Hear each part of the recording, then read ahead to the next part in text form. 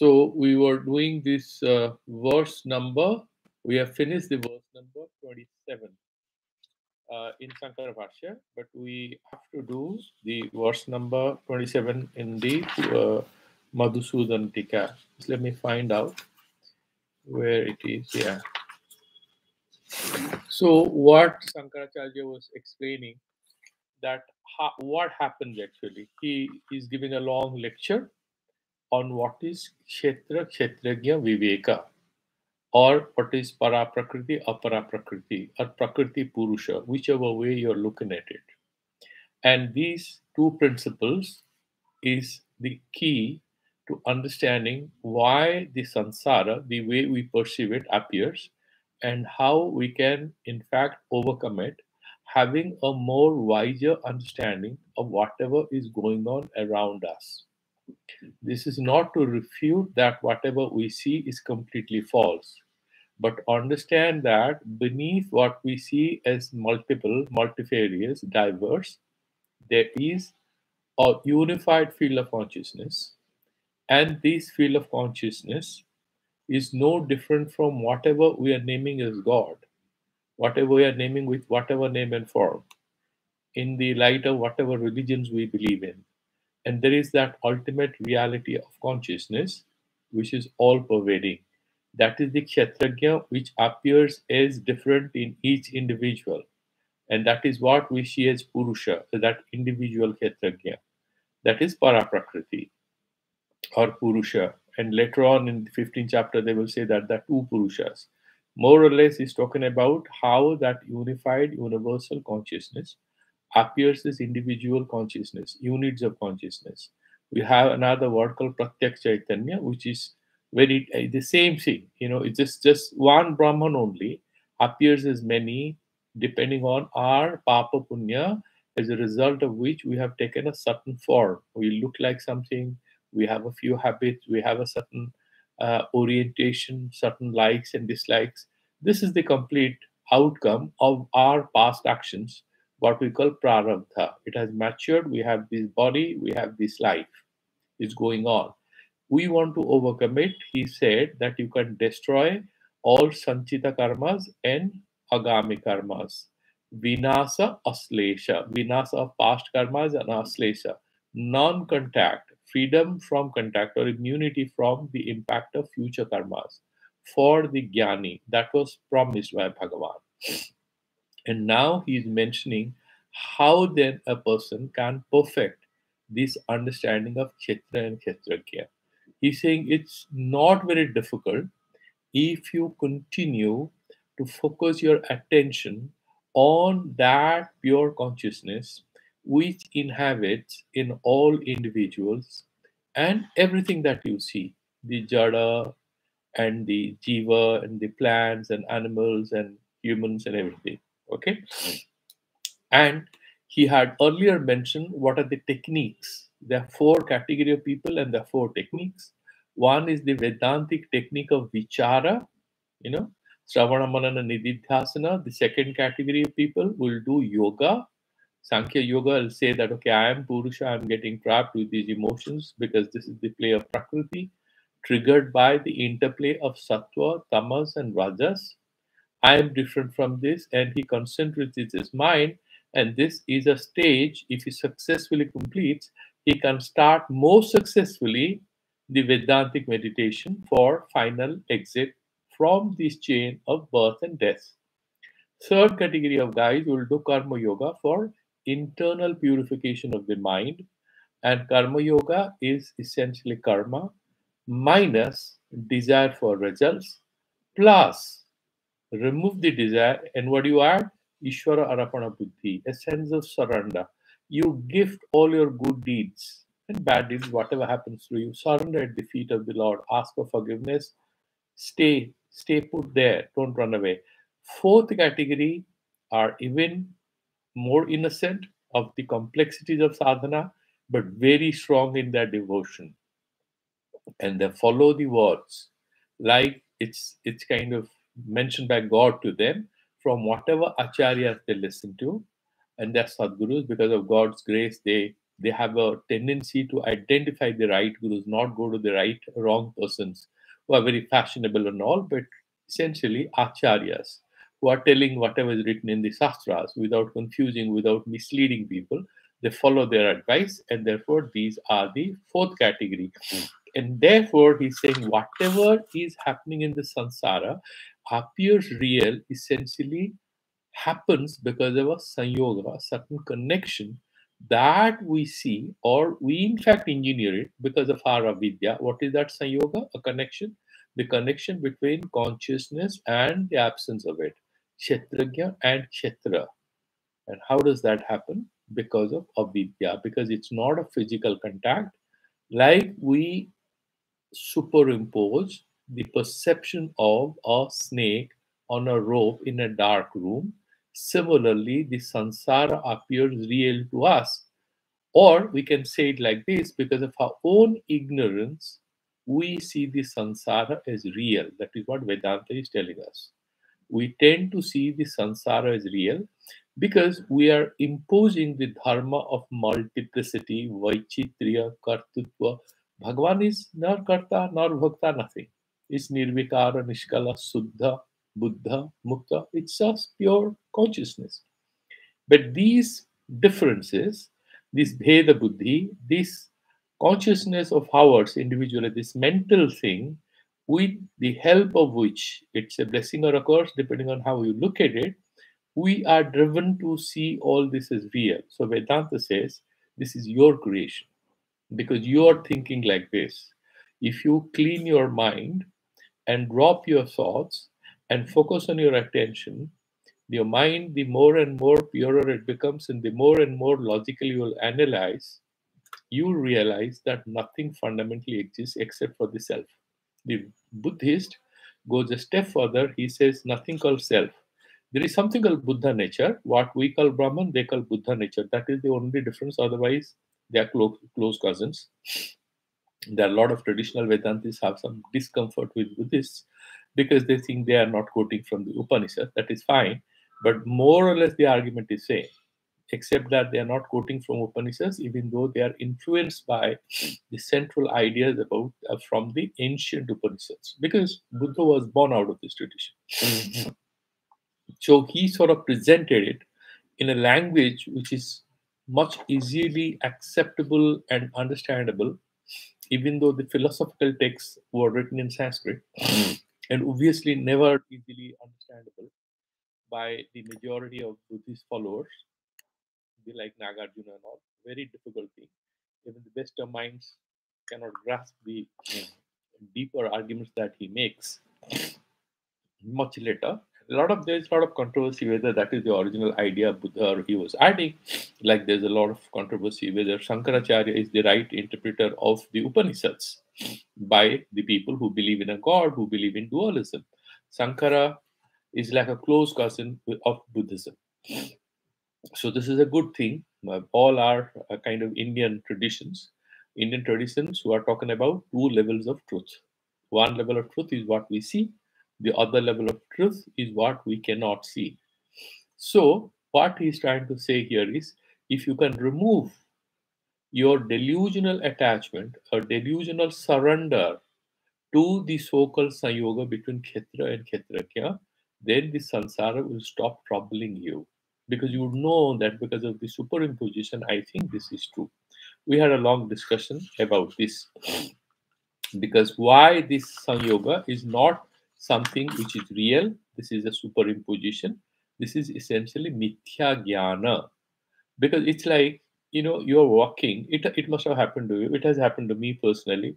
Let's imagine you're going in a rath yatra or a big festival, or you're walking in a mall, and there is a person who is walking ahead of you. You're seeing the backside of that person.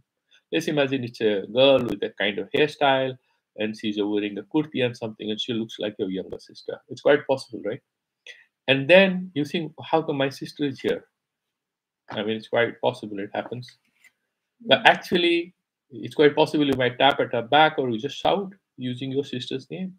And this lady looks back. He says, "What happened to you?" And you apologize. You say, "I'm sorry." Now, why you thought she was your sister? Until she looked back, You are overwhelmed with emotions. How come she came here and it's already late? And why she didn't call me? Where is she staying in this city? You have all these thoughts. It's quite possible. I mean, it has happened to me. Now, the moment that lady looks back, is, oh, she's not my sister, somebody else. My God, same kurta, same hairstyle. Quite possible, isn't it?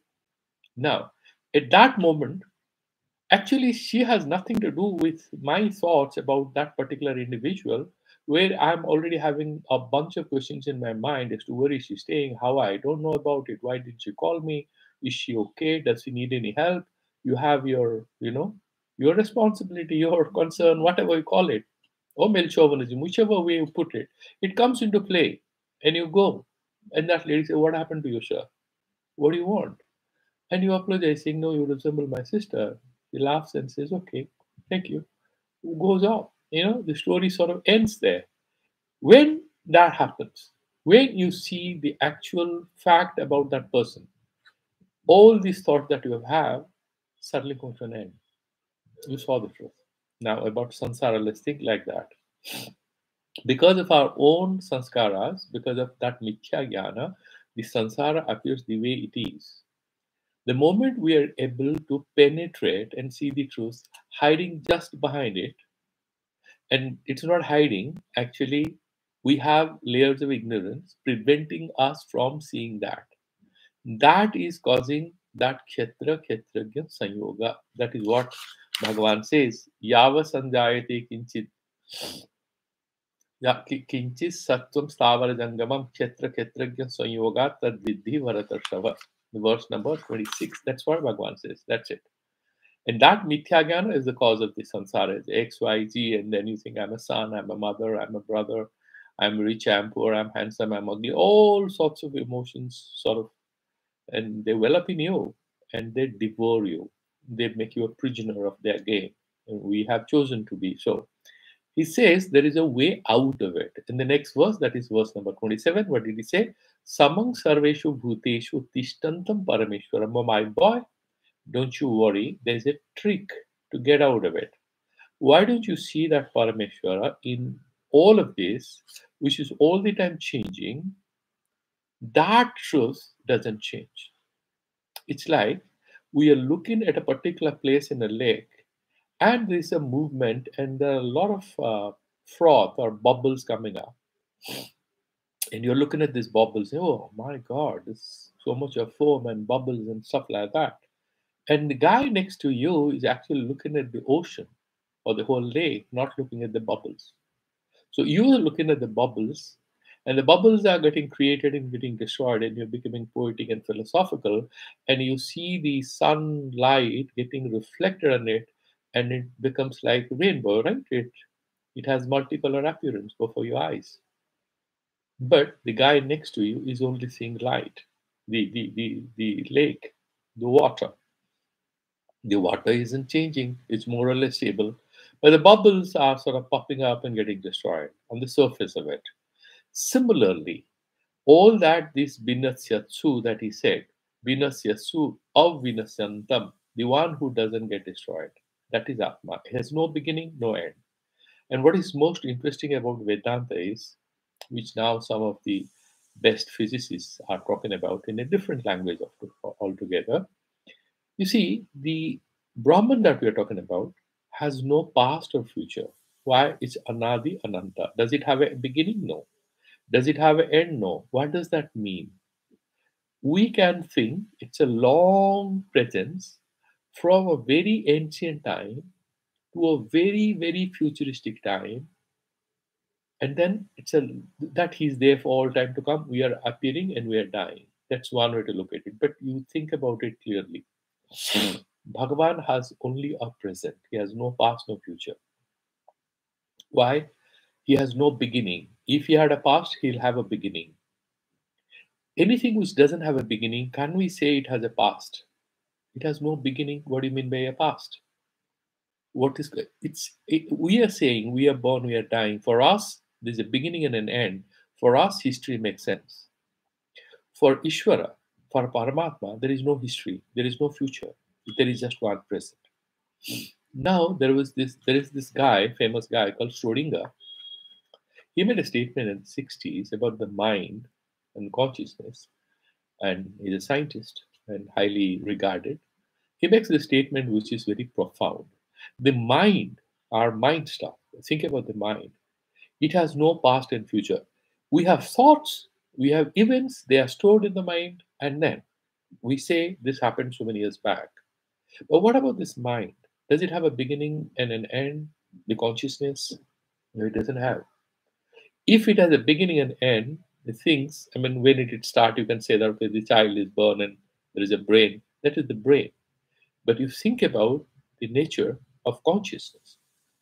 The consciousness truly is always only in the present. And that is what also the Buddhists mention. We have to, the perfect nirvana or freedom or moksha in our tradition, there are minor differences in the way we put it in language. But the fundamental truth is that real freedom lies in being in the eternal present. And then there is no sadness, no happiness, no birth, no death, because you are in that perfect present. And it's not that we are not in this present, we are always in the present. Why we are caught up with past and future? It's because of the mind, the thoughts. If we remove the thoughts, we can again reconnect with our real nature, which is about being in the present. And that is the central message of both Buddhism and Vedanta. And that is what he's saying, that the one who sees Parameshwara, which has no vinasha, it has no beginning, no end.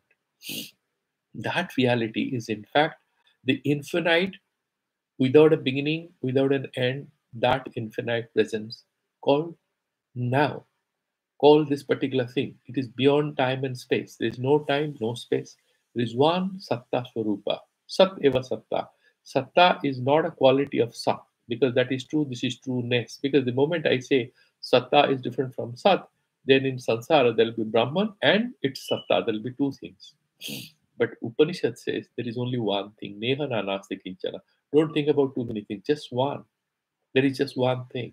It is nameless, it is formless. And this is the foundation of everything that appears is real before our eyes. It's very easy to talk about all this, to realize, very difficult. Because if you look at the sky looks blue. After you have studied physics, and you know it's because of the dust and the diffraction or interference, whatever, it appears as blue. After your understanding that the sky is not blue, the akasa doesn't cease to appear as blue. So one thing I would like to make clear, because some of the people have also asked this question, and we keep discussing that in the course, other Vedanta acharyas and students. You see, the prarabdha is there, and therefore we have this body, and we have sanskaras, and the mind will continue to play these games with us. The way the sky continues to look blue, similarly, we will have these old habits coming up. Then why read Vedanta? The Vedanta, what he's saying, Yapasati Sapasati, he develops a wiser way of reconnecting with this phenomenal world by remaining aware of that fundamental reality or the ultimate truth of the Brahman. And therefore, he becomes like a smart fish in the river which swims even across the stream and against the stream without being affected. You become a little intelligent and you are not captured. So there could be a quarrel, there could be an argument, there could be a very emotional situation, there could be a situation which is likely to make everybody very stressful. But once we have that internal connectivity with that truth, outwardly, our connectivities that will be there at a phenomenal level will become weaker. So somebody might shout at us, somebody might praise us, somebody may show a lot of love, or somebody may show a lot of hatred. But once we not only realize the truth, but also slowly train our mind to continue to see the truth more often than not and stabilize that consciousness, the mind will continue to function, the body will continue to function. We will need food, we'll need a good bed or sweaters in winter, and maybe a fan or a cooler or an air conditioner in summer. The body will ask for all this. But the mind will also ask for a lot of things. But that viveka, That discrimination, which will emerge out of this Vedantic sadhana and this vichara and contemplation, will make us smarter, more skillful in Buddhist language, will be more skillful in dealing with the multiplicities, the stresses and strains of life. That is one quick gain or takeaway point from this. And that is what he's saying. He's the one who really sees what is truth. And the verse number 27, let's look at Madhusudana, how he deals with it. And then we will go to the verse number 28. Okay. Now, Madhusudana, what is he saying? Samang sarveshu bhutesu tishtantam parameshwaram vinasyatsu avinasyantam yah pasyati sapasyati. Okay.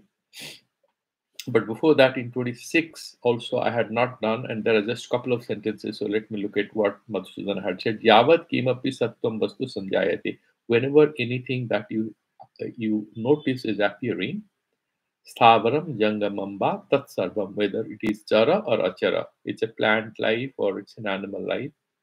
Tat sarvam, all that is an outcome of kshetra kshetrajna sanyoga, coming out of this adhyasa. Like you connect the qualities of a snake on the rope because they are thin and they are long. Avidya tat karyatmakan. Avidya is ignorance. And what is the product of avidya? This sansara, this belief that all this is true. Jadam anirvachaniyam. And this avidya or maya is jada. It is not chetana. Also, it's anirvachaniya. It is neither true nor false. Why? Because if I say the snake is false, you will ask, if it is false, why am I seeing it? संसार झूठ है, दिखता क्यों है? हम क्यों देख रहे हैं सर? तो झूठ नहीं कर सकते. सच है, you ask yourself, is it true 100%? सब सपने सच है, आप भी देखते हैं, दिखता तो है आपको. And when the sleep breaks, you are sweating because the tiger was chasing you, or you are smiling because you had met your childhood friend, you had a lot of fun in a park, you had fun, you played, you were on a swing, all sorts of things happened, and suddenly you had become a 6-year-old, but actually you're not. So it's not true nor false. It is not completely tuchha. No, there is some reality in it. Why? Because the snake is not completely false. You know why? Because it is appearing on the rope, which is true. The rope is true. The rope is a real fact. Now the rope appears as a snake, but the length, it's a thin one lying on the floor, is all true. The snake is also thin. It's rope-like, lying on the floor. These facts are true. Now, the imposition of venomousness, ability to hurt, having fangs, it's going to attack. These are the falsities imposed on the rope. It looks like a snake, and we are scared. We run away. Okay.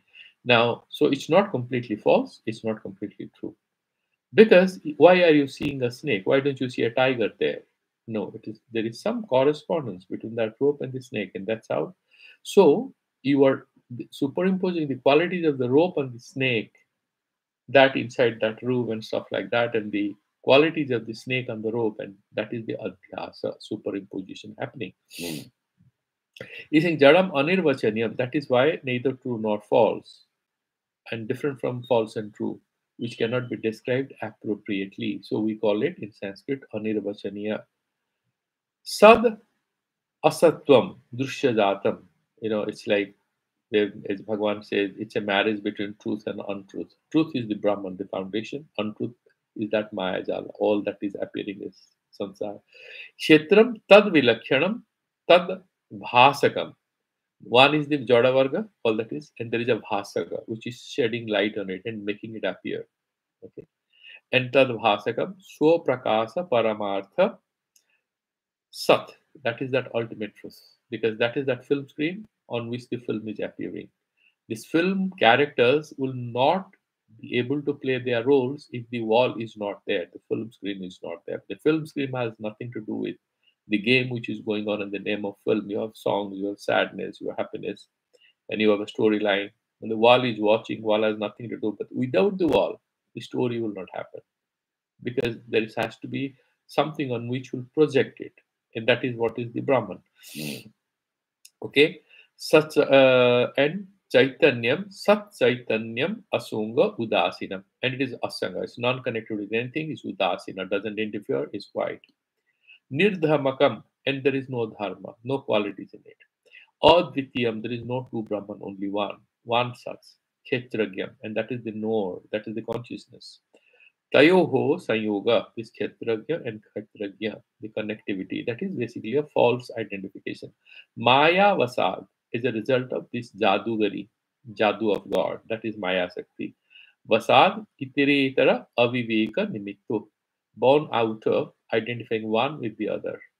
The Bhagavan is identified as Sansara, and Sansara you think is Sachetana, it has consciousness. Okay.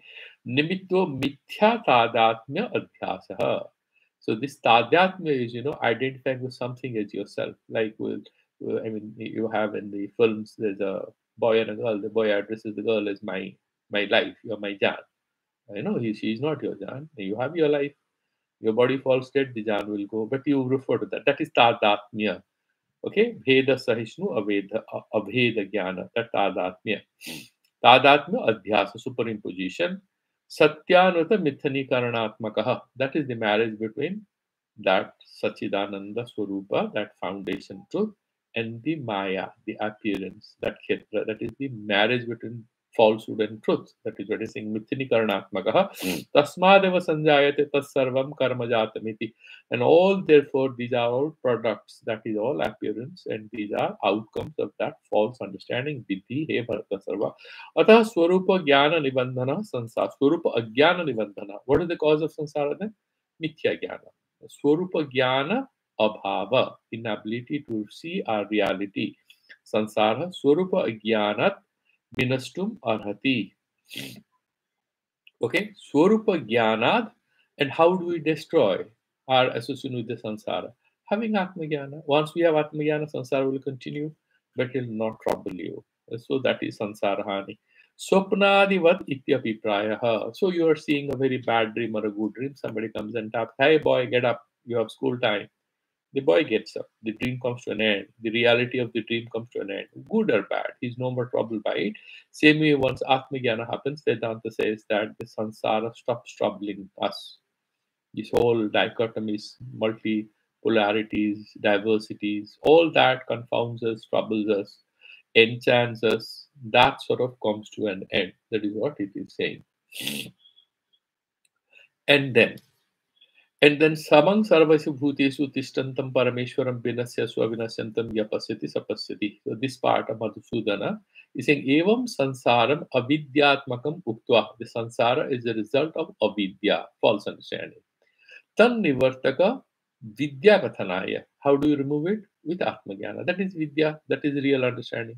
Ya evam vetti purushamiti praguktam viprunati. The person who knows this, the guy who understands कि ये जितने सारे हैं एक क्षेत्रज्ञ और क्षेत्र के संयोग से बने हैं मिथ्या ज्ञान से, लेकिन उसके अंदर जो अविनश्वर निष्क्रिय निर्मल आत्मा है, उसको जो हर जगह देख पाता है, जो परिवर्तनशील है, उसमें जो अपरिवर्तनशील, जो परिवर्तनहीन, नित्य निश्चल आत्मा है, उसको देख पाता है, वो ही देखता है, वो ही अच्छे से देख पाता है. That is the sentence. Samang sarveshu bhuteshu tishtantam parameshwaram vinasyashu avinasyantam yah pasyati sa pasyati. Sarveshu bhuteshu bhavana dharmeshu. What is bhuta? Bhavana dharma. They keep happening, isn't it? And bhavata, bhavana dharmakeshu, stavara jangamatmakeshu.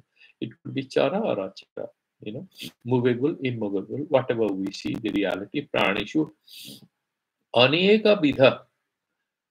Janamadi parinama silataya. And why have the animals and us, plants, and where have we come from? Result of our past karmas. That is what Buddhism, Hinduism, even Jains, they say the same thing. Parinama silataya, guna pradhana bhava patya. And this sattva, rajas, and tamas. It's a combination of it. Some person is tama pradhana, all the time lazy, rajas pradhana, all the time stressful, very active, sama pradhana, sattva pradhana, maybe very quiet and peaceful and balanced character. Apatyacha vishameshu ataeva chanchaleshu. And all these things are what? They are vishama. There are many things. Okay. They are appearing as different people and vishameshu chanchaleshu pratikshana parinamino. Why that chanchala he will explain. Pratikshana parinam. Every time it changes, isn't it? You look at your own mind. In 2 minutes back, you had a certain thought. After 2 minutes, there is another thought. You look at the samsara, nothing is stable. And there is that famous statement of Heraclitus, the Greek philosopher. You cannot jump into the same river twice. Why? Because new water is flowing there. That is a very famous statement. Because actually, what appears as a river is actually a prabhava. And that is what you have the Kshanika Vijnanavadis among Buddhists who argue that there is nothing, it's pratikshana, janma, and nasa. There is nothing permanent here. Everything is in a state of flux. Among the Greeks, it was Heraclitus who said that everything is kind of dynamic, it's all appearing. Chanchalesu pratikshana parinamino hi bhavaha na aparinamya kshanam api sthatam ishyate. They cannot even survive 1 second without undergoing some modification. You look at ourselves. We are aging, we are becoming older, we are slowly dying. Babies, they are growing. So then jayate, asti, vartate, viparinamate, apakshiyate, vinasyati, sadvikara. The person is born, then what? It stabilizes, then it grows, and then viparinamate, it matures, and there's some changes. Then you have lateral development, you have a bit of fat coming off, flab, facial lines, hair becomes, then apakshiyate becomes thinner, has disease. Vinasati dies. These are the 6 phases each human body or animal body goes through. And of course, in the plants, more or less the same thing. So he's saying, Bisamesu pratikshana. We cannot continue to be what we are without any change, even for a second. Ata eva parasvara badhyavadhaka bhava panneshu. So there is a badhya and a badhaka.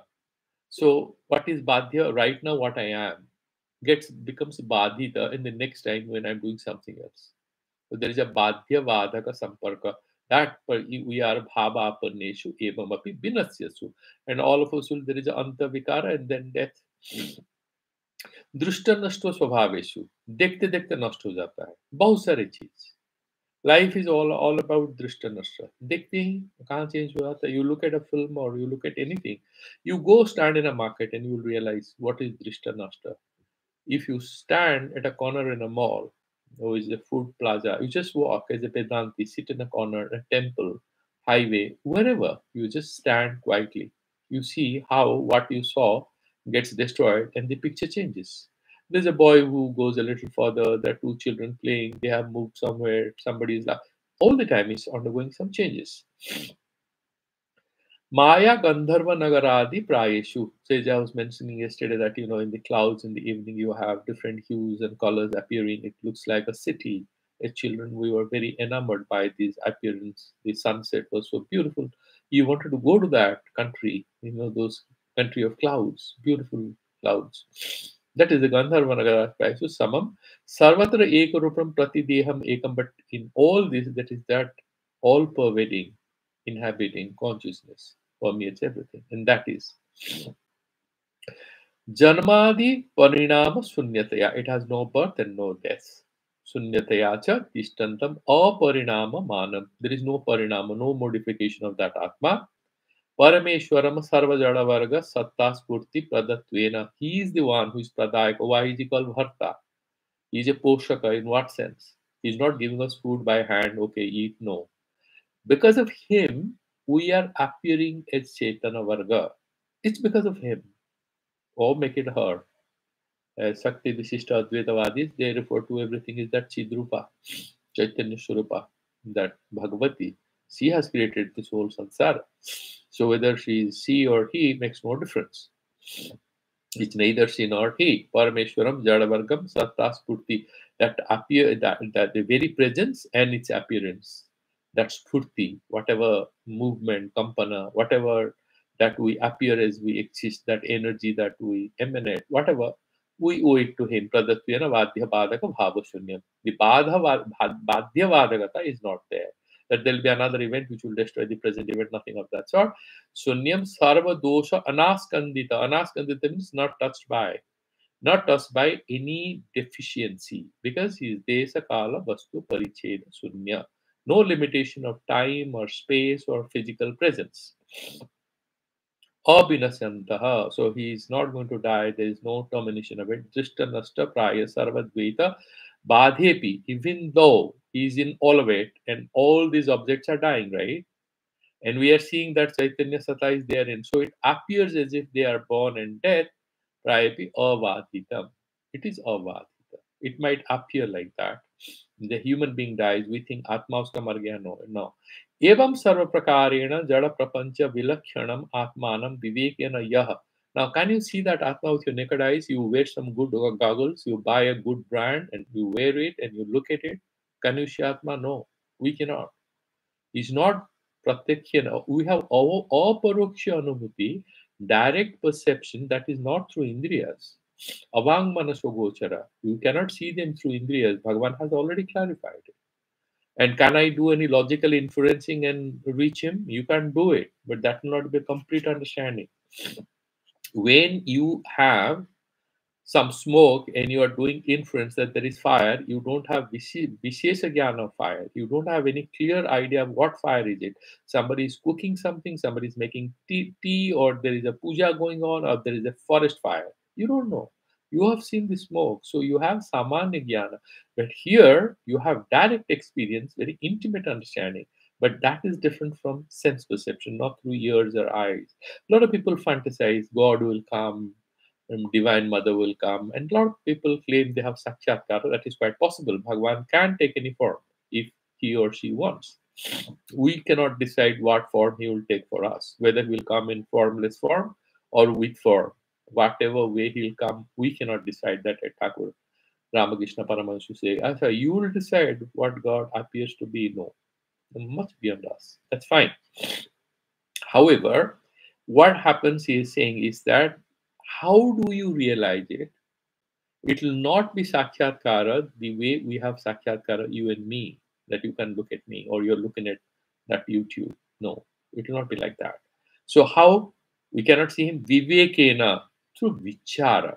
You will say, all this samsara appears, but it's not real. And then what? Sastra Sakshusa. The goggle's name is mentioned here. The brand is called Sastra. The chasma of the spectacles you have to buy. You have to go to the Vedanta store. You have to pick up the Upanishads, and that is the lens. And there are powers, high power lens like Mandukya Upanishad. Then there are different Upanishads. You pick up, read, make sense of it. That is the spectacles. You wear it at Upanishadic lens. You look at the truth, and it will appear. Pashyati sa eva pashyati atmanam. He only sees that atma because he's wearing that goggles of Upanishad brand. Jagrad bodhena swapna bhramam badhamana iva. How does he see the Atma? You mentioned a great, very highfalutin, language. You are mentioning that through Jnana Chakshusha, Sastra Chakshusha sounds very, very hi-fi. But what does it mean on the ground? He says very simple. When a person is seeing a certain dream when he's asleep, and then he wakes up, what happens to that dream reality? It comes to an end. What he thinks about that dream reality as false. Does he say he didn't see anything? Does he say that? No. He says, I saw a dream. Does he think that the dream is real? For a few minutes, it might frighten him. If he has seen a very dangerous, nightmarish dream, in the middle of the night, his sleep breaks or her sleep breaks, she or he may be a little disturbed for a few minutes or seconds. Then what happens? She puts on the lamp, goes to the bathroom, washes his or her face, takes a cup of tea, and feels relaxed. If he's troubled, plays some music, or maybe goes to sleep, or maybe he wakes up anyone. He's very troubled. Maybe he wakes up somebody or calls for somebody, or maybe he posts something on the Facebook. I saw this stupid dream. Quite possible. However, he or she doesn't accept that dream is what is his or her reality anymore. It has come to an end. Similarly, through Shastra Chakshusa, once a person has this Atma Sakshatkara, is able to see the Atma in everything. It's nothing rocket science. The simple thing is, all this is appearing, this is fine. Vyavaharika Satya is phenomenally real, but there is that Atma Vastu, which is fundamentally real. Similarly, he wakes up from this dream-like existence, which we call our normal life. He'll not die, she will not die. she will continue to live the way we do, except that she has put an end to his or her sleep. What is that sleep? That ajnana, that false understanding. That is the state of sleep. The false understanding is slowly removed, and she wakes up within. And then slowly she thinks, you look at that person, you think thoda pagal ho gaya hai. You- Because he doesn't take interest in parties anymore, and she's loving to be quieter. She wants to do walks. She's not very fond of a lot of jewelry or dresses or cameras or all funny thing that all of us are. He or she slowly changes. Her life becomes simpler. Doesn't mean she's throwing money here and there or becoming a beggar or anything. No, she'll be what she is outwardly. Inwardly, there will be a refinement happening, and that sort of life becomes simpler and simpler. She becomes internally like a child. That is what the Vedanti slowly, it's balavat. They become like, the Upanishad says, the Vedanti, who's a jnani person, becomes like a child. You laugh with him or her, she or he will laugh with you. You go, the baby forgets. Similarly, he's just quiet. And then the life becomes simpler and simpler because you lose interest. Most of it, the devil is in the mind, and the mind has been quietened, has been trained to be quiet. Then rest of it becomes easier. So Sastra Sakshapati Saiva Pasyantam Pasyati Atmanam Jagrad Bodhena Swapna Brahma Bhathamana Iva. Agyastu, the unintelligent, the unskillful, the blinded person, not blinded physically, but the person who is unable to see it, Sastra Sakyusha, Swapnadarshi Iva, the person who is dreaming like him, Bhrantya Viparitam Pashyan, na Pasyateva. क्योंकि वो स्वप्न जैसा देखता है, वो शाम को देखता है, तो रज्जु को नहीं दिख पाता, तो अंधा ही एक तरह से रज्जु को नहीं दिख पाया। तो जैसे माँ पूछती है, बेटा गए, हाँ वहां पे वो था नहीं था, फिर जाके दिखता है, अरे किचन में वहां रखा हुआ है, जाके ले आओ। The son again goes and says, Mama, वहां नहीं है. And then the mother gets angry, and then he goes and says, what is this? The boy says, हाँ मैंने नहीं देखा, तुम अंधे हो? It's here. Why the mother asks, तुम अंधे हो? No, she loves her child. Why does she ask this question? Because the boy was unable to locate what physically exists there. And that is the problem Vedanta is trying to address. And this Bhagavati, Shruti Bhagavati, Upanishads are considered to be mother in our tradition. Shruti, she's like a mother. Like a mother teaches the language to the son, this Upanishads is like mother who teaches us how to look at reality. So Shruti Bhagavati, the mother, is asking us, "Tum andhe ho, nahi dekh pate ho atma hai sab." That is the purpose of this whole long lecture of Bhagavan. Agyanstu swapnadarshi va bhrantya viparitam pashyan na pashyati eva. देखते हुए नहीं देख पाता है. अदर्शनात् अदर्शन अनात्मकत्वाद भ्रमस्य. Because अनात्मकत्वाद, because वो अनात्मा को देखता है, आत्मा को नहीं देख पाता है. आत्मा सर्वत्र है, छुपा हुआ है, वो देख नहीं पाता है, लेकिन सब जगह है, वो देख नहीं पाता, इसलिए अंधा है. नहीं रज्जुम सर्पतया पश्यन पश्यति इति व्यपदिश्यते. जो दौड़ा को सांप करके देखता है, person who looks at the rope and calls it a snake, we don't say that he has seen the right thing. Okay, rajju adarshanaत्मक rajju adarshanaत्मक त्वात्, because seeing that snake is equivalent to not seeing the rajju. Swapna darshan is that swapna darshan is kind of an act of blindness. Evam bhutani anuparakta, and all the sansara anuparakta suddhatma darsanat tad adarsanatmikaya avidyaya. So when we are able to see this Suddha Tattva Atma in everything that is existing around us, then what are we doing? You are removing the blinding influence of ignorance, of false consciousness, which is preventing us from seeing the reality as it is. Avidyaya nibritihi. Then that ignorance is coming to an end because we are wearing the goggles of Upanishadic insight. That is the goggles we are wearing. So we are able to see things properly. Upanishadic, I'm not trying to be a fundamentalist, I'm essentially saying the insight of wisdom. Let's replace that word. So you're wearing the insight of wisdom of Shastra, whatever is mentioned here. Nibritihi tat tataha tat karya sansara nibritihi. there is the story that संसार में बहुत तकलीफ है. एक गुरुजी के पास एक माता जी गई. वो गुरुजी हंसे and he said, एक काम करो, तुम अपने दुख का जो दुख है ना, हाँ जी है, उसका माँ को ही मार दो. She said, लेकिन माँ कौन है?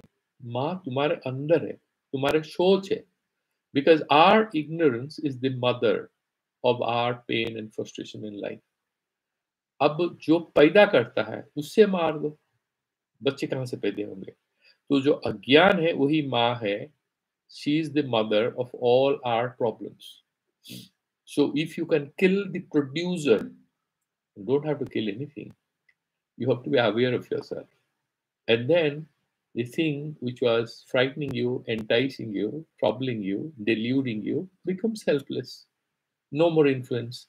And then there is sansara nibriti. Sansara will continue to exist. The malls will be there, your friends will be there, families will be there, job will be there.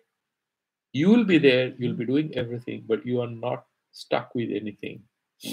You kind of loosen yourself. You become a smarter person. And then things become easier. Outwardly, you are everywhere. Inwardly, you are in yourself. Don't say you are nowhere. You are always with yourself. And therefore, you're always happy. Atra, atra atmanam iti vishesya labha visheshana maryadaya. And you get that Atma Darsana, how he's explaining it here. Parameshwaram ityeva visheshya padam. And that is Parameshwaram, you see, that is the, that visheshya, the noun. What is the visheshana? You will understand the Parameshwara is what? That is what is not mentioned here, and he's explaining it here. Bisamatva, all this bibidhata, you see in the sansara. Bisamatva, chanchalatva, badhyavadhaka rupatva lakshanam jadagatam. All that you see in the sansara, what? Chanchalata, Bishamata, Badhyavadhakata, and Kshanasthaita, all this you see. And exact opposite quality, Jadagatam. This is all part of the Jadavarga, essential attribute of the Jadavarga. Vaidharmyam, opposite of all this is what? Samatva, right? Samatva, sameness. There's no changes. Tishthatva, continuity, presence. Tishthatva, Parameshwaratva is, all pervading, is the Isha, everything, is the God of everything. Parameshwaratva, Rupa, Atma Visheshana Vasad, okay, Arthat, and you will see that Artha. When you say Parameshwara, there is, whenever I say this is a highlighter, so I'm saying highlighter, that is the word, right? And the artha is this. This is sabda and this is the sabdartha. This is the artha. This is sabda, what I said. This is dhvanyatmaka, this sound thing. This verbal sound is this sabda and this physical object is the artha. Now when we say Parameshwar, what is that artha? The atma. Very difficult to see. And therefore with these languages, we will see that lakhi, the thing what we are pointing at through this jnana.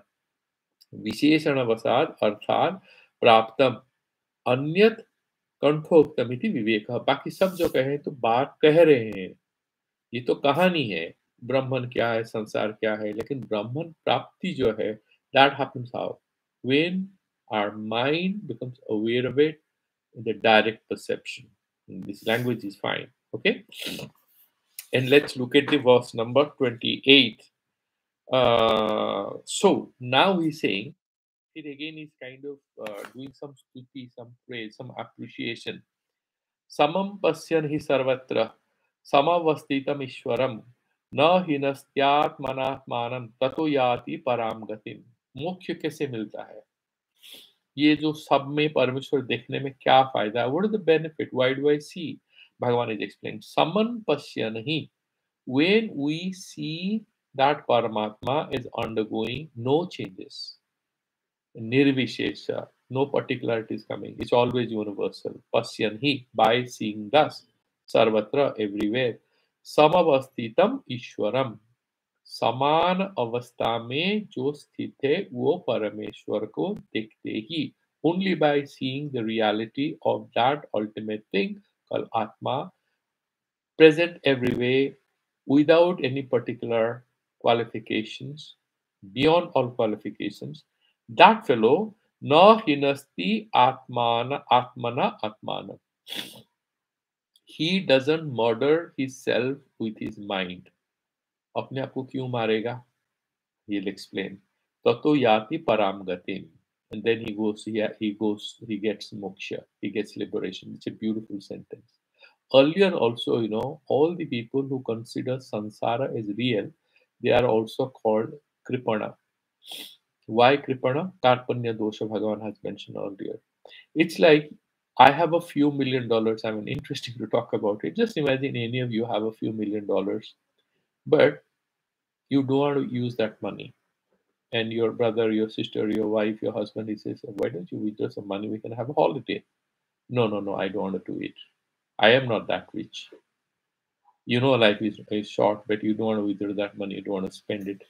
People say, so mighty, so many millions in his bank account doesn't want to spend, right? That is Karpanya. So why is Bhagavan saying this about us? Because actually, we are infinite. There was a monk. There's this story that there was a monk who was half naked, but he was smiling and he was happy at Badrinath walking around. So somebody says, I mean, you don't even have a good jacket or sweater. You don't know where is your next meal going to come, but you appear to be so happy. He said, yeah, everything is mine here. He says, real? Yeah. He says, yeah, you don't know that? I'm son of God. And this whole world is mine. If your father is very rich, aren't you supposed to be very happy?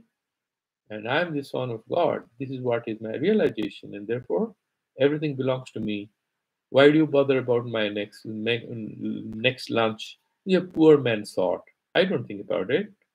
I'm a richest person. Why? You think about my father. Do you know who is my father? The Lord of the universe, Badrinathji. Why should I bother about my next lunch or dinner? He's going to take care of me. I'm a spoiled child of God, and He's going to take care of me. The story is essentially to mention that our Atma Tattva, once we realize, is the home of ultimate limitless bliss and happiness. We are unable to reach there because of our attachment to our false understandings, and we suffer with the outcome of this false understanding, which is called samsara. Therefore, we are atmahas, we are suicidal. In what sense? Is he will explain in the commentary. Sankaracharya will do that in detail tomorrow. What he's trying to say is that why we are suicidal. Just imagine there is food in your kitchen, there's food in your refrigerator, you are sleeping hungry. And somebody says, why didn't you eat? I don't have any food. No, but it's all there in the fridge. It's full of cakes and there's chocolate and dry fruits. Why don't you take? No, I don't know. There's nothing. It's empty. And you are not eating. You have not eaten for 3 days. And your mother explains to you, go eat something. No, there's nothing in my fridge. Just imagine you are living alone and they're calling you up and saying, why didn't you eat something? Say, oh, no, there's nothing. So that is suicide, isn't it? There is some loss of interest in life or whatever the person behaves like that. What Shankaracharya and Bhagavan mentions here is that the one who has known the Atma Das is no more a suicidal guy. Why? The moment we see ourselves as the body, then we kill ourselves. How? Then we'll have old age, we'll die, we'll take another body, we'll continue to do work, we'll continue to do good karma for good results and suffer the bad results of bad karmas. Will this game will continue. The freedom from the soul chain is possible only through self-realization. So who is Atmaha? Atmaha is that permanent reality which is all around us. We refuse to see it. It's as good as killing our pure nature. It's as good as burning all the wealth you have because you don't want to access it. It's all at your disposal, but you don't want to claim it. You don't want to walk to the bank to encash some of it, make use of it. And then Bhagavan says he's like Atmaha. But this guy, the one who sees that Parameshwar as existing in everything, is not a Atmaha, he's not suicidal. Why? Because he is knowing the wealth he has, the wealth of Atmajnana, the wealth of self knowledge. So, because he is not Atmaha, the other people who are born again and again, it's like they are destroying one body, having another body with some karma. Again, a rich house, maybe a poor house, maybe. All these things are going to happen. All these things are going to continue. But this fellow Toto yati param gatim. Paragatim, he doesn't go here and there. Moksha is here and now. There is no tourism program, go to Swarga, and there is a tourist package like this in Vedanta. The freedom is here and now. And how that happens? Self knowledge. It's here and now. Nothing will change outside. It'll all be internal. That's what they say. So he gets param gatim. Gatim here can be jnanarthaka, and also he gets liberation from this chain of birth and death. So this is how is the verse number 28. We will do the detailed commentary on it from both Madhusudan and Sankaracharya tomorrow. We've hit the timeline. I'll give my words a pause and we'll meet again tomorrow. Till then, take care. I'm going to put an end to the YouTube. Any questions you can ask on the Google Meet.